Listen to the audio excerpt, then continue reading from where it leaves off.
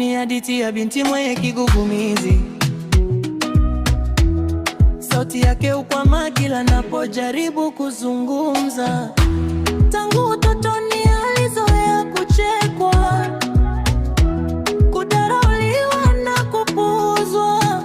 Kila neno analotaka kusema huchukua nguvu mara mbili, na mara nyingi huishia kukaa kimya. Anapenda sana, ana ndoto nyingi, lakini anaogopa kuzitoa hadharani. Ana ndoto nyingi, lakini anaogopa kuzitoa hadharani. Ana ndoto nyingi, lakini anaogopa kuzitoa hadharani. Ana ndoto nyingi, lakini anaogopa kuzitoa hadharani.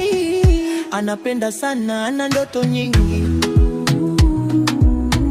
lakini anaogopa kuzitoa hadharani. Kila napojaribu kueleza hisia zake, watu hukata kauli kabla hajamaliza sentensi. Wengine hudhani ana akili hawaelewi, bila kujua kuwa akili yake ni safi, moyo wake ni mkubwa. Msimulizi wa wimbo anakutana naye kwa bahati, anaona macho yake yakiongea zaidi ya mdomo. Una ndoto nyingi, lakini anaogopa kuzitoa hadharani. Una ndoto nyingi, lakini anaogopa kuzitoa hadharani. Una ndoto nyingi, lakini anaogopa kuzitoa hadharani. Una ndoto nyingi, lakini anaogopa kuzitoa hadharani. Anajifunza kumsikiliza bila haraka, bila kumkatiza.